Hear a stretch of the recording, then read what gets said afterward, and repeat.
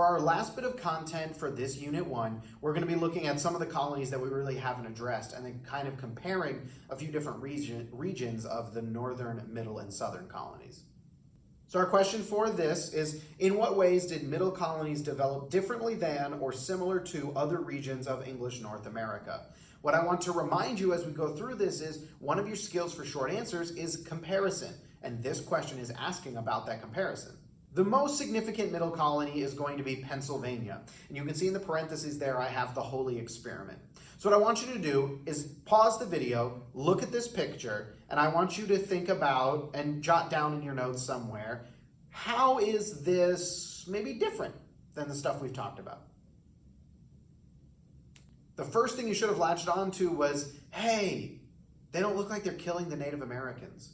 And that is different from the other places we've seen. Now, you can counter and bring some nuance and complexity into this with the idea that, well, wait a minute, didn't the other regions also work nicely and trade with the Native Americans originally? And that's correct. But the key you're going to see in Pennsylvania is you're not going to see the negative fallout. And part of the reason for that is the whole mindset of the creator of Pennsylvania.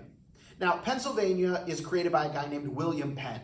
He's that guy. Looks exactly like a Quaker. He's like the guy from the Quaker Oat box. There you go. A way to remember this is that Pennsylvania is actually kind of Latin. So obviously Penn is William Penn. Slovenia in Latin means woods. So quite literally Pennsylvania means Penn's woods. His idea in creating this colony is let's do something different. So the trend there, the term Holy Experiment, I want you to think about the Puritans. When the Puritans settled, they had their ideology of a city upon a hill. The idea that the Puritans are going to be the example setters for everyone else. We will show them how to live their lives. We need to be perfect. And that shapes a lot of their identity and their society. And William Penn's like, I don't know, like, let's just try some stuff out. Think back on science. What is an experiment? What are the steps to it? You start off with, let's make a hypothesis. I think this is going to happen. And then you go to conduct the experiment and you see what happens. If your hypothesis is wrong, you go, oh, okay. That's it. There's no judgmentalness. There's no, oh, but I was wrong. No, who cares? Oh, okay. I just wanted to figure out what works best. Now I know. That's the idea of the Holy Experiment. And so I'm going to put a couple of things up here that I want you to pay attention to when it comes to William Penn. This is from his document, kind of outlining the goals and the ideology behind Pennsylvania. So as you saw in William Penn's passages that I put up here, there is a focus on you actually need to supply and provide a better environment for everyone. You need to work your land for 3 years. And there's a bunch of focus on how the treatment of Indians should go. They need to be welcomed into the trading sphere. They need to be a part of this. If you can't force them to do stuff for you. And those things are all kind of foreign compared to what we're seeing in other regions of the American colonies. And yes, part of it is because of the Quaker mentality and the idea of like, I don't want to be confrontational and we don't want to cause wars and everything. But part of it is also, well, you're basing this around trade and you kind of need the Native Americans to do trading. Another unique one is Maryland. Now, I'm including Maryland here in the middle colonies for the sake of it being kind of similar to the middle colonies, but a lot of people also link it with the southern because their economic pattern is going to be plantation labor, which is going to be like the South. I kind of go with today, the dividing line between North and South is going to be Washington, D.C., and Maryland typically falls in the north of that. Another way would be, if any of you have traveled to the north, it's usually where can you walk into a restaurant and order sweet tea and get sweet tea instead of getting like actual tea or iced tea. And typically DC is that dividing line. But anyway, I digress. Maryland is unique because it's going to become a haven for Catholics. Catholics really are not being welcomed throughout the American colonies. I want you to now think about, oh, wait, why did the people come over to New England? Wasn't it religious tolerance? They wanted to... No, they wanted to practice their own religion, so they created a place where they could and then prevented people from practicing other religions. Maryland is going to be obviously led by a guy named Lord Baltimore. Baltimore, Maryland, there you go. And you are going to see an act of toleration that is going to be passed. And as you can see in the text there, it outlines who is allowed. And I'm just going to zoom in a little. What do you notice is here in all capitals, you've got God and you've got Jesus Christ. You were allowed to practice any religion you wanted as long as you supported and believed in Jesus. So, is it religious freedom? Yeah, kind of, if you're a certain religion. So, it's a step. But this is why spectrums are important. You can say that Maryland is way more accepting than other colonies, and that's true, but it can also be not fully accepting. New York is a little bit of a unique one in that it's actually settled by the Dutch, and we just kind of like take it over. The key that I want you to focus on, and we talked about it with the Dutch before, trading, trading, trading. They want to make money by trading with everyone. You see that pop up in Pennsylvania too. You saw that in the excerpts. We want to trade with everyone, which means we're not going to exclude people, because if we exclude people, then, well, now they won't buy stuff. And so this is going to be a sense of kind of a radical acceptance. Now, I want to be clear, definitely not acceptance like we would expect today. And it's not because the Dutch are better people. It just works to that economic model. And so think about the geography factors in this. Because New York can become a trading port, you need to be willing to accept people who are different from you because you need customers. The Duke of York, that's where we get New York, is going to continue those freedoms that the Dutch had when we take it over. Because, well, if it ain't broke, he lets them keep using their languages, and he gives them the freedom to worship that they had before because it fits the economic model. It's not because these are inherently better people. So that's the middle colonies. Let's look a little bit at some southern colonial development. So southern colonies, I'll group them here. I'll include Maryland. Again, Maryland's a little bit back and forth. So we're talking Maryland, Virginia, North and South Carolina, and Georgia. The society for these is going to be fairly rigid. It has very little social mobility, and it has no social mobility if you are not white. And the only social mobility is if you can acquire land and make money. And again, we talked about that with Bacon. You can do it, but there isn't a ton of movement. The government, as we mentioned, dominated by planters and those plantation owners. There is property restrictions that are put in order to vote. So if you don't own that land, then you don't actually get a say in government. The labor systems are overwhelmingly based upon slavery. We've been jotting that down for work exchange and technology if you've been following the board pictures that I've been posting. White farmers also make up a significant part of this labor. And you're going to see, and I really want you to kind of tuck this away, make a little star in your notes, because we're going to come back to this a few units down the road, and it's going to pay some dividends. The society is built where you just breaking out, because indentured servants are going to eventually go away. And so now in our triangle, we have slaves at the bottom, and then above them, you have very closely poor white people, people who don't own their own land. The only thing that these white people can hold on to is the lower status of slaves based upon their race. And so this placing of African Americans underneath white people placates that really low, very bottom of society white people. They can say, well, I don't have everything and I don't have a say in the government and whatnot. At least I'm better than some people. We're going to see in future units when that is threatened and when slavery goes away, how does white supremacy come about to kind of make sure that the social distinction keeps black people down so that white people in the top in power can hold on to poor white people's vote? Because poor white people and enslaved people or newly freed people, as we'll see, tend to have more in common economically. They're disenfranchised, don't have power, don't have a voice, and they probably aren't educated or have the economic means that the people above them do. And so they can form a nice little voting bloc. And so the people on top to hold on to their power are going to work to suppress that. But that's stealing a little bit from the future, so we'll get there later. I want to take a second and talk about women. Now, it's really easy for us to go, oh, well, this is the olden times, and so women are going to be second-class citizens. And yeah, I mean, that's roughly true. But I want to talk about a little nuance in this.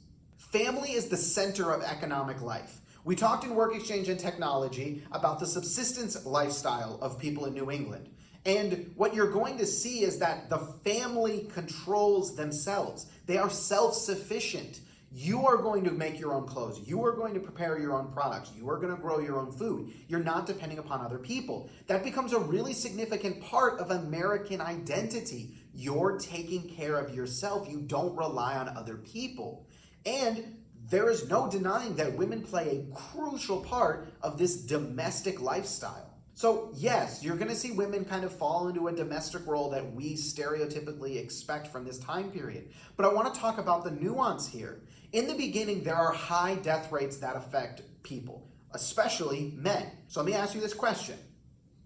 Me and my wife, we have our daughter, obviously, We grow up, we accumulate wealth, we die. Where does all of our stuff go?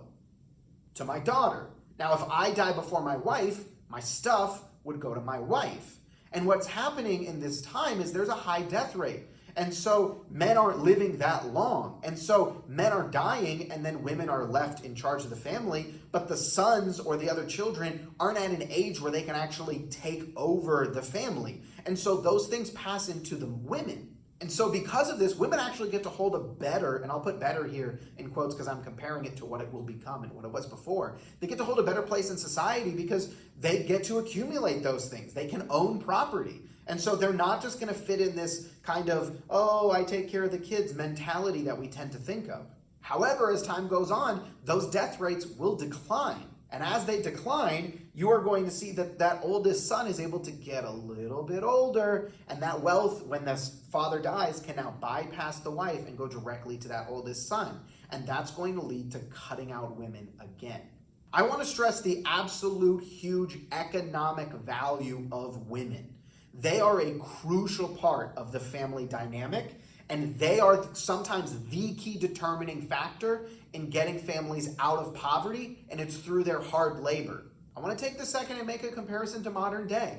It is way more common now in developed nations for women to also hold jobs along with their husbands. And so you have dual income families. My family is an example of that. But in all the studies that have been conducted, it shows that despite women now being more likely to leave the house and work outside of it, when we come back to the house, women have a predominant role in the housework chores that happen domestically. So even though we like to say we're enlightened now, and we're like, women don't have to stay home, they can go work too. When we come back to our homes, women are still expected to take on more of those traditionally domestic roles. Over time, gender roles will start to define that a woman's spot and position should be in the home doing domestic things. And that kind of is still around today.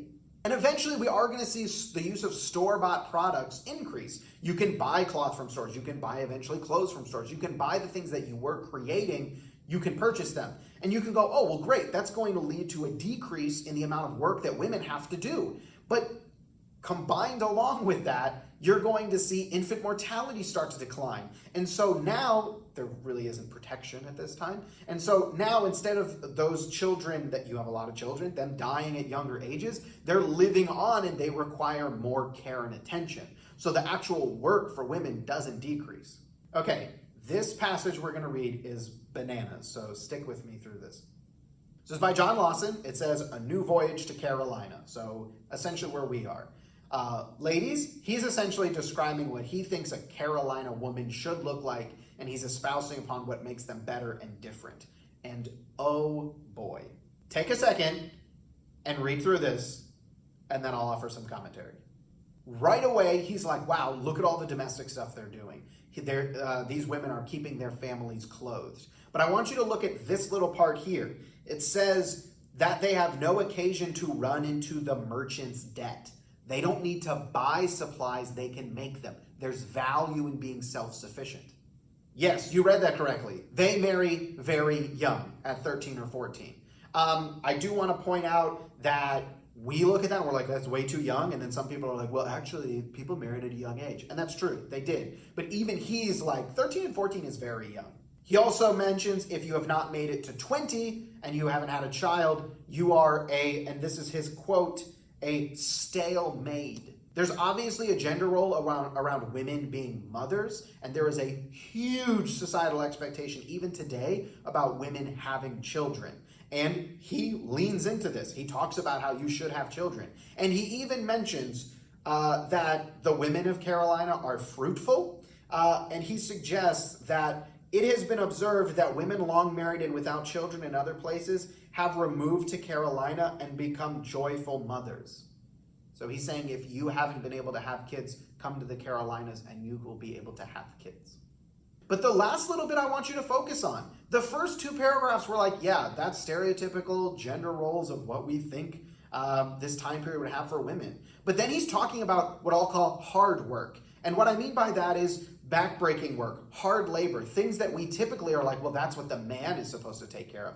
Women are doing this, and he finds value in that. He mentions that they're handy in canoes. He mentions that they help their husbands with planting. So they're not just working domestically, they're working outside of that domestic roles as well. And I want to point out, he did not mention here husbands are helping women with the domestic work. So the idea is that the man is going to do this work outside the home, but the mother does and the women do work inside the home and work outside the home. And you'll notice here at the end, he says there's value in women being educated. We're going to talk about Republican motherhood as we move up through these units. And that's the idea that women should get educated, but not really educated for themselves, educated so that they can raise and teach their sons in how to be good citizens. So it's like, yay, women should be educated? That's great, you believe that. Oh, you think it's, but not to give them value or worth. Well, okay. And so it's like, good job, but also not far enough. All right, I told you to pay attention about some religious changes. Here's one. It's called the Great Awakening. And I have, you can kind of see it here, kind of the up and down and up of the religion throughout New England. I want to preface this with the Great Awakening is going to be a national, and your book even mentions a worldwide event that occurs. But it is the first thing that kind of connects America and unites them. Do want to mention Jonathan Edwards, Sinners in the Hands of an Angry God. I think you may be reading this in AP Lang. I know I read it when I took AP Lang. This is interesting, shall we say. The gist of the Great Awakening is let's kind of make church not be that stuffy church environment. We're going to have revivals. We are going to try and connect Christ more in a personal way as opposed to the stuffy old church way. And there is this part in Sinners in the Hands of an Angry God where Jonathan Edwards is like, God holds you over the pits of hell like someone dangles a spider over a fire. At any point, he can let you go and you'll plummet to your eternal damnation. So like really dark, like, oh God, I need to change. I don't want these terrible things to happen to me. When it comes to the impacts, there's several. First, you're going to see more of a divide between the rich and the poor. The poor are the ones who are going to be flocking to these revivals, and there is some argument within this that God wants you to be, holy and not necessarily go pursue all these economic things. And so here's another factor where you're seeing people like, oh, well, God doesn't want me to go do that, so I'm not going to do that. And it furthers this divide between the haves and the have-nots. It's this notion that God doesn't want you to make a profit, which is coming from the lips of people who are more elite than the regular people, and it's not preventing any of the elites from falling down from their elite status. It's just furthering that divide. In the South, you're also going to see that African Americans are going to start converting and adopting Christianity. And that is going to be a huge part of the experience of enslaved Americans throughout the South. And finally, it's going to push the normalization of printed materials, meetings, the idea of like coordinating together for these things that impact the entire nation. This is setting some groundwork for what we're eventually going to see in the next unit of like leading up to, hey, let's all group up as patriots and fight against this oppression that we're facing. They can coordinate using infrastructure that has been put in place because of this Great Awakening. And here's an excerpt about George Whitefield and how people viewed him. So pause this, read through it.